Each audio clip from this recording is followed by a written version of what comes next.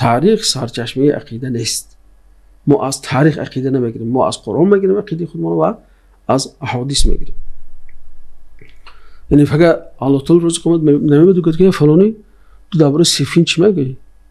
تو مثلا با علی هستی یا با معاویه هستی؟ مثلا درباره چیز نمیپرسم، درباره نماز میپرسم، درباره زکات میپرسم، درباره ایمان میپرسم، درباره عملهای نیکی یا بدی که کرد درباره هم الله تعالی میپرسم. یعنی ببین اگر پیغمبرم ببین بسیار جالب است، پیغمبر صلی الله علیه و آله میگه یگون وقت صحابه رو جمع کرده مجالس لعن و شتم و طعنه به فرعون جاری کرده. میگم ابوبکر عمر مردم جمع کنه ها امروز فرعون رو لعنت بکنیم برای اینکه فلان روز موسی رو فلان کنیم. مگر همین چیزی در سیره پیغمبر میبینیم میونه؟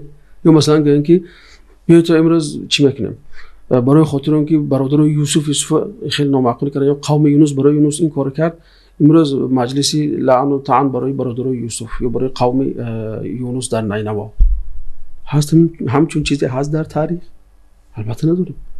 پیامبر چی چیز بسیار ناراحت، یا اینکه مثلا میگیم امیدوارم میگن که اونایی که عیسی رو میخواستن چهارمخ کنن باید امروز یک مجلس تشکیل کنیم اونا رو لعنت کنیم برای اینکه میخواستن پیغمبر خدا رو کشن.